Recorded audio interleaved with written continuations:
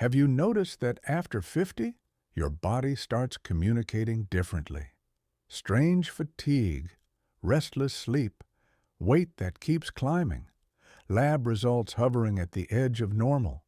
Most people chalk this up to aging. But I want to tell you something important. Between these signals and serious disease, including cancer, there is a direct biological connection.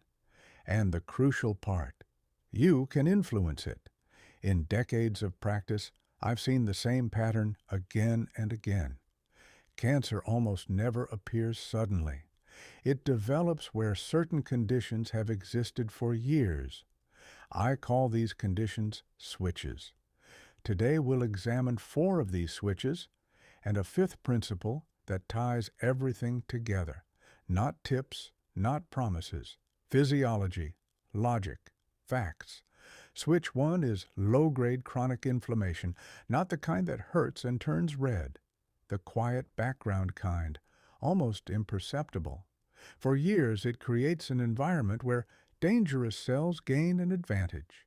In lab results it looks nearly harmless, slightly elevated C-reactive protein, borderline ferritin, blood sugar just above normal. A doctor says, nothing critical. But biology tells a different story. Inflammation is a signal to cells.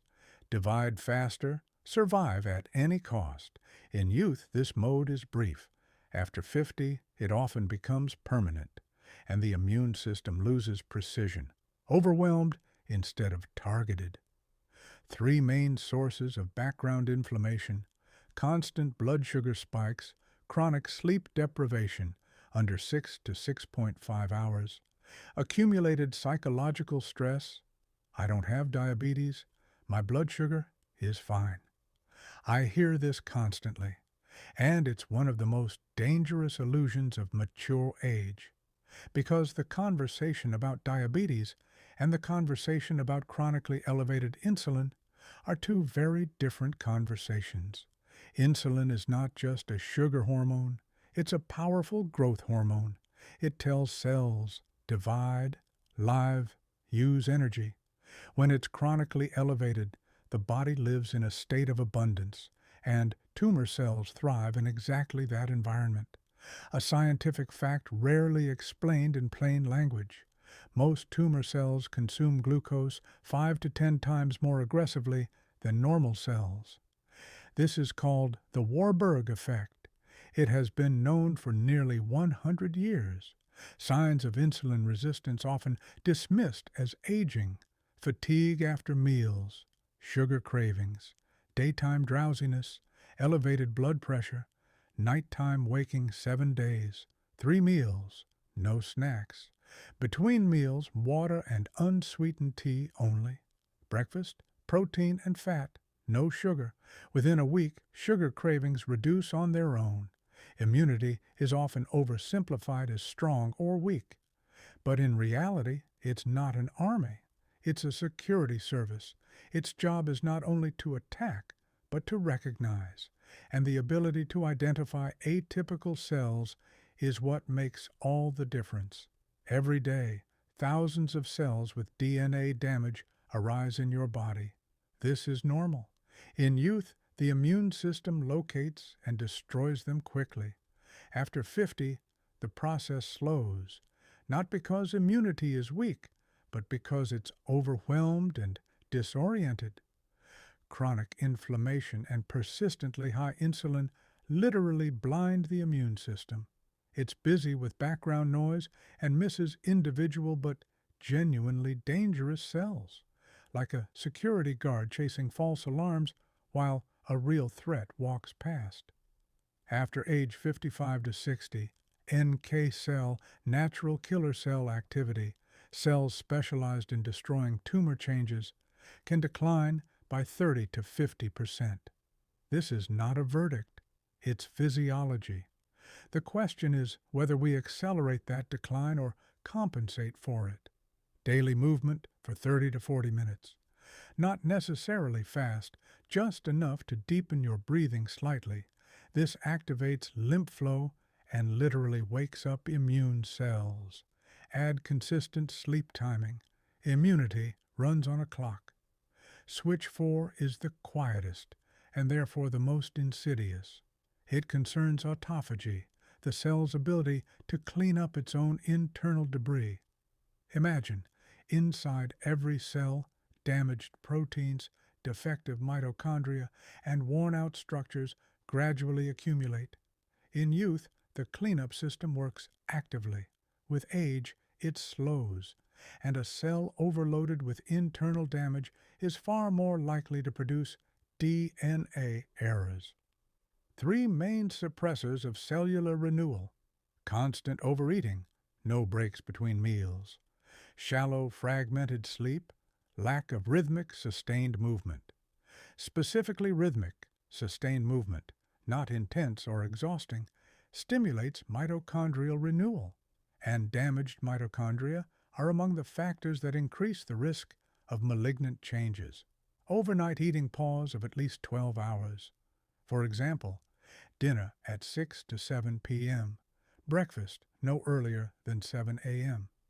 This is not fasting. It is the natural rhythm in which cellular cleanup processes activate.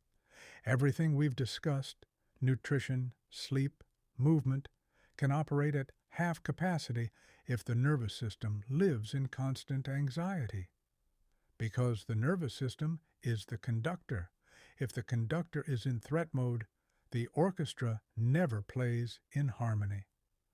I'm not talking about occasional stress. I'm talking about prolonged, years-long internal tension, when the body almost never exits a state of readiness for danger, even when everything looks calm on the surface.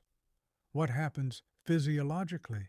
Chronically elevated cortisol suppresses immune surveillance, reduces NK cell activity, worsens insulin resistance, and sustains inflammation. It also alters expression of genes linked to DNA repair. I often see the same picture: someone disciplined, careful with diet, sees doctors regularly, but inside, constant tension, the feeling of must hold it together, must control everything, and improvements come slowly. Twice a day, morning and evening, 5 minutes of slow breathing. Inhale for 4 counts, exhale for 6 to 7. Within 5 to 7 minutes, the vagus nerve activates and cortisol drops. Also, limit the flow of distressing news. This is nervous system hygiene, not weakness.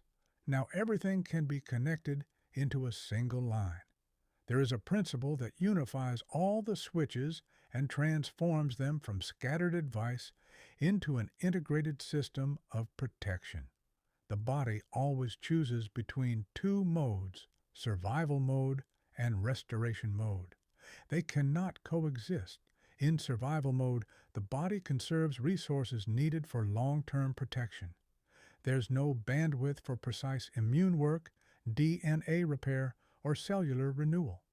In this mode, inflammation, high insulin, and impaired surveillance are all acceptable, and most people live in this mode for years without realizing it.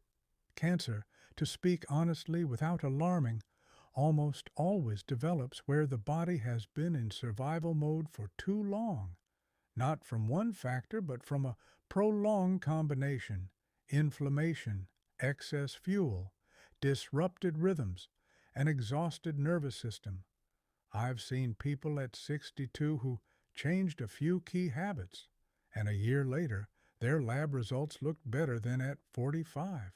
Not because they were being treated for cancer, because they removed the conditions in which it could develop. And I've seen 45-year-olds with bodies exhausted by chronic tension. The difference is not in a passport number.